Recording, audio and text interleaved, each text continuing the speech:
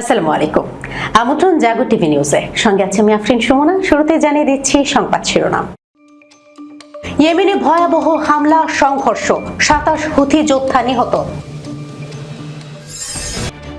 ইরানের সামরিক শক্তি পুনর্গঠনের গতি দেখে হতবাক ইসরায়েল।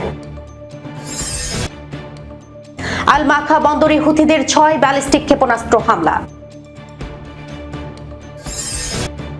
ট্রাম্পকে নিয়ে যুদ্ধ খেলছে ইরান, হোয়াইট হাউসের উপদেষ্টা মার্ক গিন্সবার্গের বিস্ফোরক মন্তব্যে তোলপাড়। বিমান বিধ্বস্তের পর তাদের আটক করে কাতার মার্কিন ঘাঁটিতে হামলা চালাতে যাওয়া 3 ইরানি পাইলট জীবিত আছেন। ইরানের যুদ্ধ শেষে হরমুজকে মার্কিন ভূখণ্ড হিসেবে ঘোষণা করব, উন্মাদ ট্রাম্পের পাগলা দাবির পাল্টা জবাবে ইরান বলল, টুইট করে হরমুজ প্রণালী দখল সম্ভব নয়। মার্কিন বাহিনীকে নতজানু হতে বাধ্য করেছে ইরান, দাবি আইআরজিসির। ইসরায়েল কেবল শক্তির ভাষা বোঝে, বললেন হিজবুল্লাহ মহাসচিব। বাহরাইনে ইরানি হামলার কারণেই মহাসংকটে মার্কিন রণতরী ইউএসএস আব্রাহাম লিঙ্কন। দর্শক শিরোনাম শুনছিলেন, এবার জানিয়ে দিচ্ছি বিস্তারিত। ইয়েমেনের দক্ষিণ পশ্চিমাঞ্চলীয় তাইস প্রদেশে আল বারাহ ফ্রন্টে গত 3 দিনের হামলা সংঘর্ষে ইরান সমর্থিত সশস্ত্র গোষ্ঠী হুথির অন্তত 27 যোদ্ধা নিহত হয়েছেন। এই ঘটনায় আহত হন আরো 19 জন বলে দাবি করেছে সরকারপন্থী বাহিনী। সরকারপন্থী বাহিনীর বরাত দিয়ে আনাদুল এজেন্সি জানিয়েছে, পশ্চিম তাইজের আল বারাহ ফ্রন্টে ন্যাশনাল রেজিস্ট্যান্স ফোর্সের হামলায় 27 জনের বেশি হুথি সদস্য নিহত হয়েছেন। ন্যাশনাল রেজিস্ট্যান্স ফোর্সের নেতৃত্বে রয়েছেন ইয়েমেনের প্রেসিডেন্সিয়াল লিডারশিপ কাউন্সিলের সদস্য তারিক সালেহ। বাহিনীটি জানিয়েছে, হামলায় আরো 19 জন হুথি যোদ্ধা আহত হয়েছেন। এ সময় গোষ্ঠীটির বেশ কয়েকটি সামরিক যান আগুনে পুড়ে যায় অথবা অচল হয়ে পড়ে। তবে ঠিক কতটি যান ক্ষতিগ্রস্ত হয়েছে তা জানানো হয়নি। ইয়েমেনের সরকারি সম্প্রচার মাধ্যম ইয়েমেন টিভি এক অজ্ঞাত সামরিক কর্মকর্তার বরাত দিয়ে জানায়, আল বারাহ ফ্রন্টে সরকারি বাহিনীর অবস্থানে নতুন করে হামলা চালায় হুথিরা। তীব্র সংঘর্ষের পর সরকারি বাহিনী হামলাটি প্রতিহত করেছে বলে দাবি করা হয়। ওই কর্মকর্তা জানান, বিপুল সংখ্যক যোদ্ধার পাশাপাশি কামান, মর্টার ও ড্রোন ব্যবহার করে হামলা চালায় গোষ্ঠীটি। তবে সরকারি বাহিনী তাদের গতিবিধি শনাক্ত করে পাল্টা প্রতিরোধ গড়ে তুললে হুথি যোদ্ধারা পিছু হটতে বাধ্য হয়। সরকারপন্থী বাহিনীর দাবি, সাম্প্রতিক সময়ে পশ্চিমাঞ্চলীয় ফ্রন্টগুলোতে হুথিদের যে ক্ষয়ক্ষতি রয়েছে তার ক্ষতিপূরণ হিসেবেই এই হামলা চালানো হয়ে থাকতে পারে। একই সামরিক কর্মকর্তা অভিযোগ করেন, হুথিরা মোজা জেলায় একটি মসজিদ ও একটি স্কুলে গোলাবর্ষণ করেছে। এতে কোনো হতাহতের ঘটনা ঘটেনি বলে দাবি করা হয়। তাইজের হাইফান ফ্রন্টেও সংঘর্ষের খবর পাওয়া গেছে। ইরানের সামরিক শক্তি পুনর্গঠনের গতি দেখে হতবাক ইসরায়েল। গত ফেব্রুয়ারির শেষ থেকে যুদ্ধ শুরু হওয়ার পর ইরান যেভাবে দ্রুত তার সামরিক সক্ষমতা পুনর্গঠন করছে, তাতে ইসরায়েলি সামরিক ও গোয়েন্দা কর্মকর্তারা বিস্মিত হয়েছেন। জেরুজালেম পোস্টের এক প্রতিবেদনে বলা হয়, যুদ্ধের পর ইরান দ্রুত ব্যালিস্টিক ক্ষেপণাস্ত্র সহ বিভিন্ন আক্রমণাত্মক সক্ষমতা পুনর্গঠন করছে। ইসরায়েলি কর্মকর্তাদের ধারণা, ইরান প্রত্যাশার চেয়েও দ্রুত নতুন অস্ত্র তৈরি করছে। প্রতিবেদন অনুযায়ী 2025 সালের জুনে ইরানের কাছে প্রায় 1300 ক্ষেপণাস্ত্র ছিল। 2026 সালের ফেব্রুয়ারিতে যুদ্ধ শুরুর আগে সেই সংখ্যা বেড়ে প্রায় 2500-তে পৌঁছায়। মার্কিন গোয়েন্দারাও মে মাসে জানিয়েছিলেন, ইরান তাদের পূর্বাভাসের চেয়ে দ্রুত সামরিক সক্ষমতা পুনর্গঠন করছে। চীন ইরানকে ক্ষেপণাস্ত্র তৈরির প্রয়োজনীয় উপাদান সরবরাহ অব্যাহত রেখেছে বলেও মার্কিন কর্মকর্তাদের বরাত দিয়ে দাবি করা হয়েছে। এদিকে দীর্ঘ পাল্লার নির্ভুল ক্ষেপণাস্ত্র ব্যবহারে যুক্তরাষ্ট্রের মজুতও উল্লেখযোগ্যভাবেই কমে গেছে বলে জানা গেছে। ফলে ইরানের বিরুদ্ধে নতুন করে বড় ধরনের সামরিক অভিযান হলে যুক্তরাষ্ট্রকে ঝুঁকিপূর্ণ বিমান হামলার উপর বেশি নির্ভর করতে হতে পারে। তবে ইসরায়েলি প্রতিরক্ষা বাহিনী আইডিএফ জানিয়েছে, যুদ্ধের সময় ইরানের সামরিক সক্ষমতার বিভিন্ন ক্ষেত্রে বড় ধরনের ক্ষতি হয়েছে। ইরানের পুনর্গঠন প্রচেষ্টা তারা নিয়মিত পর্যবেক্ষণ করছে এবং পরিস্থিতি অনুযায়ী নিজেদের মূল্যায়ন ও প্রস্তুতি হালনাগাদ করছে। আল মাখা বন্দরে হুথিদের 6 ব্যালিস্টিক ক্ষেপণাস্ত্র হামলা। আন্তর্জাতিকভাবে স্বীকৃত ইয়েমেন সরকারের সেনাবাহিনী জানিয়েছে দেশটির গুরুত্বপূর্ণ আল মাখা বন্দরে হুথিরা 6টি ব্যালিস্টিক ক্ষেপণাস্ত্র নিক্ষেপ করেছে। শুক্রবার এই হামলা চালানো হয়। আল জাজিরার প্রতিবেদনে এই তথ্য জানানো হয়েছে। প্রতিবেদনে সেনাবাহিনীর বিবৃতি উল্লেখ করা হয়। তাতে বলা হয়, হামলায় বন্দরের নিরাপত্তার দায়িত্বে থাকা এক কর্মকর্তা নিহত হয়েছেন। এছাড়া 2 নাবিক নিখোঁজ রয়েছেন এবং অন্তত 8 জন বেসামরিক নাগরিক আহত হয়েছেন। ইয়েমেনের সামরিক মুখপাত্র কর্নেল মজিদ আল নুজাইলি বলেন, খাদ্য ও অন্যান্য পণ্য আমদানির গুরুত্বপূর্ণ প্রবেশদ্বার হিসেবে পরিচিত এই বন্দরে এবং বেসামরিক অবকাঠামোয় হামলা চালিয়ে হুথিরা ইয়েমেনের জনগণের উপর শ্বাসরুদ্ধকর অবরোধ আরোপের দৃঢ়তা প্রকাশ করেছে। আল মাখা বন্দরটি লোহিত সাগরের উপকূলে অবস্থিত এবং বাব আল মানদেব প্রণালীর কাছাকাছি হয় এর কৌশলগত গুরুত্ব রয়েছে। গত কয়েকদিন ধরে বন্দর ও আশপাশের এলাকায় হুথিদের হামলা ঘিরে ইয়েমেনে উত্তেজনা আরো বেড়েছে।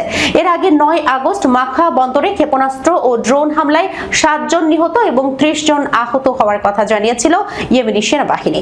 নতুন এই হামলা ইয়েমেনের দীর্ঘস্থায়ী সংঘাতের পাশাপাশি লোহিত সাগর কেন্দ্রিক নিরাপত্তা ও বাণিজ্যিক নৌ চলাচল নিয়েও নতুন উদ্বেগ তৈরি করেছে। ট্রাম্পকে নিয়ে যুদ্ধ খেলছে ইরান। হোয়াইট হাউসের উপদেষ্টা মার্ক গিন্সবার্গের বিস্ফোরক মন্তব্যে তোলপাড়। যুক্তরাষ্ট্রের সাবেক মার্কিন রাষ্ট্রদূত ও হোয়াইট হাউসের উপদেষ্টা মার্ক গিন্সবার্গ বলেছেন, যুক্তরাষ্ট্রের নির্বাচনী চাপ বাড়ায় প্রেসিডেন্ট ট্রাম্পকে নিয়ে যুদ্ধ খেলছে ইরান। আল জাজিরাকে দেওয়া সাক্ষাৎকারে তিনি বলেন, দীর্ঘমেয়াদী কোনো কৌশলের চেয়ে যুক্তরাষ্ট্রের আসন্ন মধ্যবর্তী নির্বাচন এবং দেশের অভ্যন্তরে ক্রমবর্ধমান রাজনৈতিক চাপই প্রেসিডেন্ট ডোনাল্ড ট্রাম্পের সিদ্ধান্তকে বেশি প্রভাবিত করছে। গিন্সবার্গ বলেন, শেষ পর্যন্ত ডোনাল্ড ট্রাম্প আসন্ন মধ্যবর্তী নির্বাচন এবং দেশে তার ক্রমশ কমতে থাকা জনপ্রিয়তা সামাল দিতে যা প্রয়োজন সেটি করবেন। তিনি বলেন, ওয়াশিংটনের অভ্যন্তরীণ রাজনৈতিক পরিস্থিতি সম্পর্কে তেহরান ভালোভাবেই অবগত এবং ইরান দীর্ঘমেয়াদী কৌশল নিয়ে এগুতে প্রস্তুত। গিন্সবার্গ বলেন, এখানে জনমত জরিপগুলো ইরানিরা গভীরভাবে পর্যবেক্ষণ করছে। ইরানের এই শাসক গোষ্ঠী শেষ ইরানির মৃত্যু পর্যন্ত টিকে থাকতে চায়। জনগণের উপর যতই শাস্তি বা চাপ নেমে আসুক, তারা ক্ষমতা ধরে রাখতে বদ্ধপরিকর। তিনি আরো বলেন, যুক্তরাষ্ট্রের জনগণ দেশের বর্তমান পরিস্থিতিতে ক্রমশ বিরক্ত হয়ে উঠছে। তবে ট্রাম্পের জন্য সমস্যা হলো তিনি কোনোভাবেই পরাজয় স্বীকার করার মতো অবস্থায় নেই। গিন্সবার্গের মতে তেহরান অতীতের একটি পরিচিত পরিণতির উপরই বাজি ধরছে। তিনি বলেন, ইরানিরা মূলত ট্রাম্প ও যুক্তরাষ্ট্র উভয়কে নিয়েই খেলছে। তার মতে তেহরানের হিসাব হলো শেষ পর্যন্ত ওয়াশিংটন তার দাবিগুলো থেকে সরে আসবে এবং পরিণতিতে ইরান নিষেধাজ্ঞা থেকে মুক্তি পেয়ে যাবে। বিমান বিধ্বস্তের পর তাদের আটক করে কাতার মার্কিন ঘাঁটিতে হামলা চালাতে যাওয়া 3 ইরানি পাইলট জীবিত আছেন।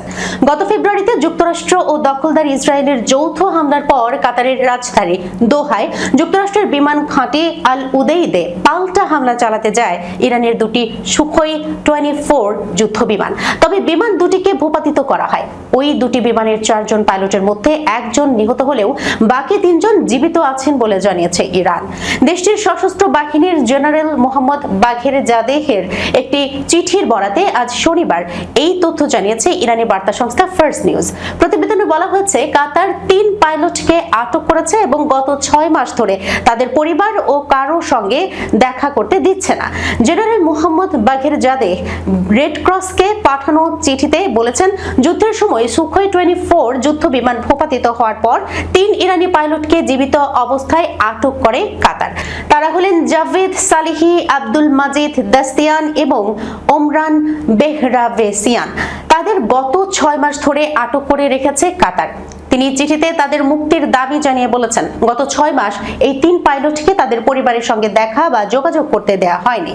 গত মাসে মসজিদ কাজেমি নামক এক পাইলটের মরদেহ কাতার থেকে নিয়ে যায় ইরান। এই 4 পাইলট মার্চের শুরুতে আল উদেইদ বিমান ঘাঁটিতে নিজেদের বিমান নিয়ে যান। ইরান ওই সময় বাকি 3 পাইলট নিখোঁজের তথ্য জানিয়েছিল, কিন্তু এবারই প্রথমবারের মতো বলল তাদের কাতার আটক করেছে। আল উদেইদ মধ্যপ্রাচ্যে যুক্তরাষ্ট্রের সবচেয়ে বড় বিমান ঘাঁটি। ইরানের যুদ্ধ শেষে হরমুজকে মার্কিন ভূখণ্ড হিসেবে ঘোষণা করব। উন্মাদ ট্রাম্পের পাগলা দাবির পাল্টা জবাবে ইরান বলল, টুইট করে হরমুজ প্রণালী দখল সম্ভব নয়। ইরানকে যুদ্ধে পরাজিত করার পর আন্তর্জাতিক বাণিজ্য জলপথ হরমুজ প্রণালীকে মার্কিন ভূখণ্ড হিসেবে ঘোষণা করবেন যুক্তরাষ্ট্রের প্রেসিডেন্ট ডোনাল্ড ট্রাম্প। গতকাল শুক্রবার নিউ ইয়র্কের নাসাউ জেলা পুলিশ একাডেমির অনুষ্ঠানে এমন ঘোষণা দিয়েছেন তিনি। অনুষ্ঠানের প্রধান অতিথির বক্তব্যে প্রেসিডেন্ট ট্রাম্প বলেছেন, যুদ্ধে ইরানকে পরাজিত করার পর, বলা ভালো খুব খারাপভাবে পরাজিত করার পর, শিগগিরই আমি হরমুজ প্রণালীকে মার্কিন ভূখণ্ড হিসেবে ঘোষণা করব। এই বিশ্বের জন্য আমরা কত বড় একটা কাজ করতে যাচ্ছি তা অবশ্যই আপনাদের স্মরণে রাখতে হবে, এবং শুধু আপনাদেরই নয়, পুরো বিশ্ববাসীকে তা স্মরণে রাখতে হবে। ইরানের বন্দরগুলোতে গত জুলাইয়ের মাঝামাঝি থেকে যে অবরোধ জারি করেছে যুক্তরাষ্ট্র, তা অব্যাহত থাকবে উল্লেখ করে প্রেসিডেন্ট ট্রাম্প আরো বলেছেন, এই অবরোধ থামবে না, এটা ইস্পাতের দেয়াল। হরমুজ প্রণালী ইস্যুতে বর্তমানে ইরানের অবস্থান হলো, এই প্রণালী দিয়ে যুক্তরাষ্ট্র ও ইসরায়েলের সঙ্গে সম্পর্কিত কোনো বাণিজ্যিক জাহাজ চলাচল করতে পারবে না, এবং এই দুই দেশের বাইরে যেসব দেশের জাহাজ এই প্রণালী ব্যবহার করবে তাদেরকে অবশ্যই ইরানের ইসলামী প্রজাতান্ত্রিক সরকারকে টোল দিতে হবে। প্রেসিডেন্ট ট্রাম্প অবশ্য এর আগে একবার বলেছিলেন, যুদ্ধে ইরানকে পরাজিত করার পর হরমুজ প্রণালীর অভিভাবক হবে যুক্তরাষ্ট্র এবং এই প্রণালী থেকে টোল আদায় করবে। অপরদিকে ট্রাম্পের এই বক্তব্যের পর ইরানের উপপররাষ্ট্রমন্ত্রী কাজেম গারিবাবাদি সামাজিক যোগাযোগ মাধ্যম এক্সে দেওয়া এক পোস্টে বলেন, হরমুজ প্রণালী ইরানের ছিল, ইরানেরই আছে এবং ইরানেরই থাকবে। তার দাবি, ইরানের কৌশলগত পরাজয় মেনে না নেওয়া পর্যন্ত প্রণালীর ওপর অবরোধ অব্যাহত থাকবে এবং কখন এটি বন্ধ বা খোলা হবে সেই সিদ্ধান্ত ইরানই নেবে। তিনি আরো বলেন, টুইট, বিমানবাহী রণতরী, কোনো নির্দেশ কিংবা নির্বাচনী ভাষণের মাধ্যমে হরমুজ প্রণালী দখল করা সম্ভব নয়। মার্কিন বাহিনীকে নতজানু হতে বাধ্য করেছে ইরান, দাবি আইআরজিসির। ইসরায়েল কেবল শক্তির ভাষা বোঝে বললেন হিজবুল্লাহ মহাসচিব। ইসলামিক রেভলিউশনারি গার্ড কর্পসের commander major general Ahmad Vahidi বলেছেন, মার্কিন সেনাবাহিনীকে নতজানু হতে বাধ্য করেছে ইরান। নিরাপত্তা বাহিনীর উদ্দেশ্য লেখা একটি খোলা চিঠিতে তিনি এমন মন্তব্য করেন। চিঠিতে সেপাহ নিউজের প্রকাশিত হয়েছে। চিঠিতে তিনি লিখেছেন, ইরান বিশ্বের ইতিহাসের সবচেয়ে অস্ত্রসজ্জিত সেনাবাহিনীকে নতজানু করেছে। গত সপ্তাহে দেশটির সর্বোচ্চ নেতা মুস্তফা খামেনি প্রতিরক্ষা মন্ত্রিসভায় বড় ধরনের রদবদল করেন। নবনিযুক্ত বেশ কয়েকজন সামরিক নেতার মধ্যে জেনারেল আহমদ ওয়াহিদি একজন। এদিকে হিজবুল্লাহর মহাসচিব শেখ নাইম কাশেম বলেছেন, দখলদার ইসরায়েল কেবল শক্তির ভাষায় বোঝে। 2006 সালের যুদ্ধে ইসরায়েলের বিরুদ্ধে হিজবুল্লাহর বিজয়ের বার্ষিকীতে দেওয়া এক ভাষণে তিনি এই কথা বলেন। তিনি বলেন, হিজবুল্লাহ দুজন ইসরায়েলি সেনাকে বন্দী করার পর 2006 সালের যুদ্ধ শুরু হয়েছিল, যার উদ্দেশ্য ছিল ইসরায়েলি কারাগার থেকে অপহৃত লেবানিজদের মুক্তি নিশ্চিত করা। নাইম কাশেম বলেন, লেবানিজ বন্দীদের মুক্তি নিশ্চিত করার জন্য সব যোগাযোগ ও কূটনৈতিক প্রচেষ্টা ব্যর্থ হওয়ার পর ইসরায়েলি সেনাদের অপহরণ করা হয়েছিল। তিনি বলেন, ইসরায়েলের কারাগারে থাকা আমাদের বন্দীদের আমরা পরিত্যাগ করব না। এই প্রতিশ্রুতি পূরণের জন্য এই পদক্ষেপটি প্রয়োজনীয় ছিল। বাহরাইনে ইরানি হামলার কারণে মহা সংকটে মার্কিন রণতরী ইউএসএস আব্রাহাম লিঙ্কন। মধ্যপ্রাচ্যের তীব্র সংঘাতের মধ্যে মার্কিন নৌবাহিনীর বিমানবাহী রণতরী ইউএসএস আব্রাহাম লিঙ্কন গুরুতর রসদ সংকট ও অভ্যন্তরীণ সমস্যায় ভুগছে।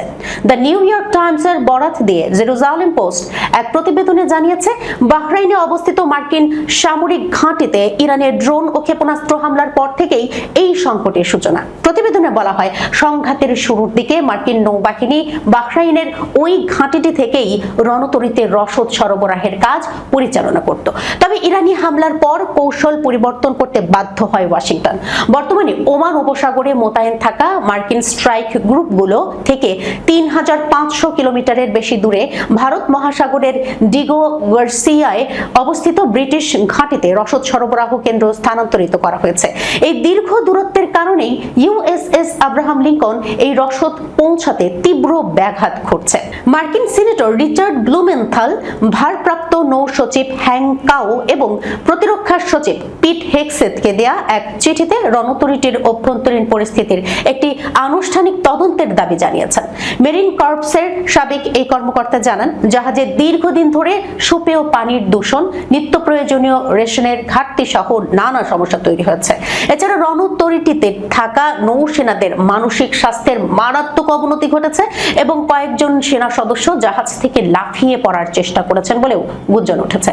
তবে মার্কিন সেন্ট্রাল কমান্ড সামাজিক যোগাযোগ মাধ্যমে দেয়া এক বার্তায় সমুদ্রে লাফিয়ে পড়ার এসব দাবি অস্বীকার করেছে। এদিকে মার্কিন প্রেসিডেন্ট ডোনাল্ড ট্রাম্প নাবিকদের পরিবারের উদ্বেগ উড়িয়ে দিয়ে বলেছেন, রণতরীটি দীর্ঘদিন ধরে মোতায়েন থাকলেও তা যথেষ্ট দীর্ঘ নয় এবং শিগগিরই অন্য একটি রণতরী দিয়ে এটিকে স্থলাভিষিক্ত করা হবে। দর্শক, এই ছিল এখনকার মতো জাগো টিভি নিউজে। যাবার আগে শিরোনামগুলো জানিয়ে দিচ্ছি আরো একবার। ইয়েমেনে ভয়াবহ হামলা সংঘর্ষ, 27 হুথি যোদ্ধা নিহত। ইরানের সামরিক শক্তি পুনর্গঠনের গতি দেখে হতবাক ইসরায়েল। আল মাখা বন্দরে হুথিদের 6 ব্যালিস্টিক ক্ষেপণাস্ত্র হামলা। ট্রাম্পকে নিয়ে যুদ্ধ খেলছে ইরান, হোয়াইট হাউসের উপদেষ্টা মার্ক গিন্সবার্গের বিস্ফোরক মন্তব্যে তোলপাড়। বিমান বিধ্বস্তের পর তাদের আটক করে কাতার মার্কিন ঘাঁটিতে হামলা চালাতে যাওয়া 3 ইরানি পাইলট জীবিত আছেন। ইরানের যুদ্ধ শেষে হরমুজকে মার্কিন ভূখণ্ড হিসেবে ঘোষণা করব। উন্মাদ ট্রাম্পের পাগলা দাবির পাল্টা জবাবে ইরান বলল, টুইট করে হরমুজ প্রণালী দখল সম্ভব নয়।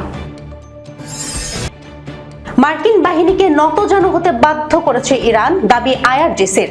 ইসরায়েল কেবল শক্তির ভাষা বোঝে, বললেন হিজবুল্লাহ মহাসচিব।